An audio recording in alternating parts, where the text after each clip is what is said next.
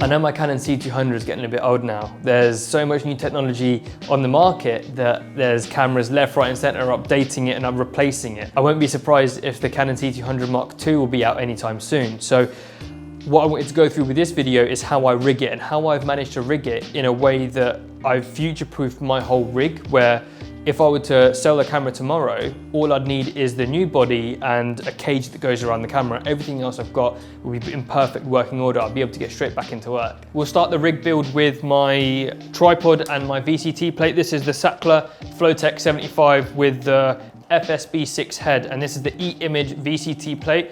Next up, we've got my Zacuto base plate. The rods are still stuck in here. Still need to send this off to Chicago and get it replaced. Then we have my actual C200, which is here. That just slots straight in to the base plate.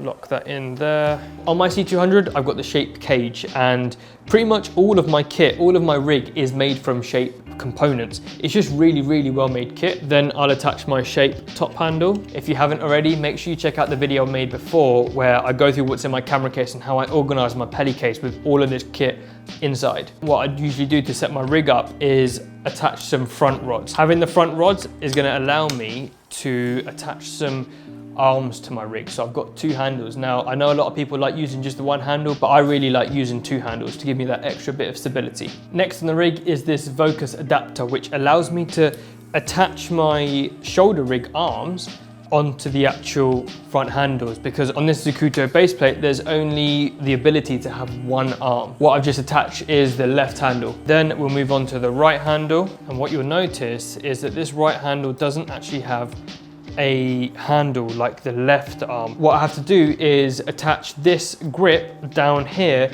with a grip relocator cable. Take that out and attach it over here.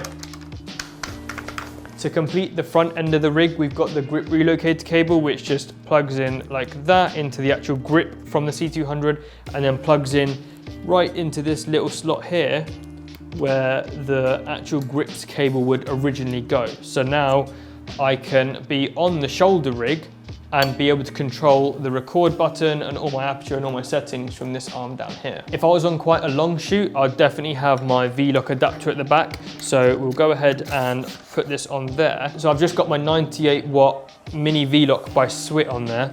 And honestly, they're really good, really, really good. I demoed one and was very impressed with how long they actually last. But I've got these little bags here which keep all my cables nice and tidy.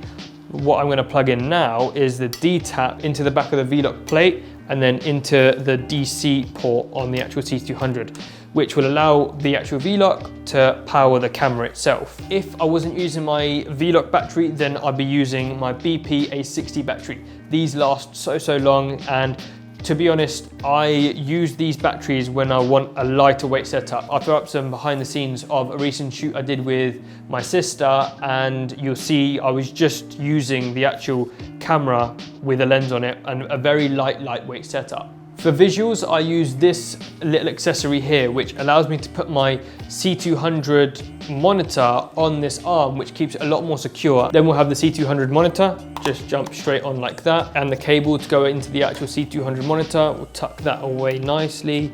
Keep all cables nice and tidy. And that's pretty much it. That's the whole rig set up. That's what I would use on most shoots. The only thing that's missing obviously is the lens, because I don't need to attach that right now. But what I usually do is I can be on sticks, I can be on tripod if I need to, I can get all my shots like that. And then if I need to go for a running gun setup, I'd literally just take it off the VCT and throw it onto my shoulder, and it's a very well balanced setup. Let me just move that out of the way and you can see the kind of setup, how it looks.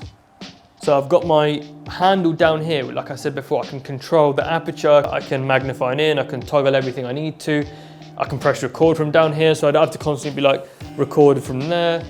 The only downside to this whole rig is that sometimes I feel like this monitor's a bit too close. Like I feel like I go cross-eyed sometimes, but it's a really solid piece of kit. I love it, and it gets me through all of my shoots. And then when I want to get a low down shot, just grab the top handle and there we go. Lastly, what I've just attached is my Bright Tangerine Titan arm. And what I usually do is have my Atomos Ninja 5 on this. I can't show you currently because it's on my R5 and I'm using it as a monitor, but yeah, it usually fits on the end of this if I'm not using this, but sometimes I do use both when I've got an AC, when I've got a focus puller who needs a monitor, so this arm will be on the other side if they need to be over here. Coming back to my comment about if I were to sell the C200, all I would need to do is buy the new body of whichever camera I get and the cage for that. As far as I'm aware, I don't need to upgrade anything else because I'll be able to use this base plate with many other cameras. I was on a shoot recently where we had the Canon C500 Mark II.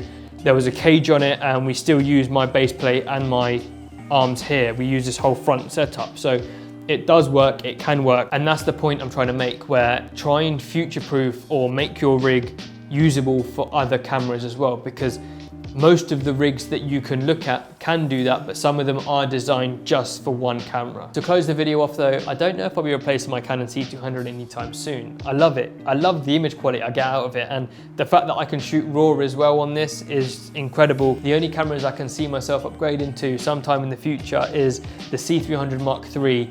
I don't know if I would ever upgrade this to the C70, but I really do want to test it out. I really want to put the C70 through its paces on a shoot of mine. Please go ahead and hit that subscribe button and let me know if you have any questions in the comments below, because I know a rig like this can be seen as complicated to so many people, but it can be seen as very simple to others. So yeah, peace.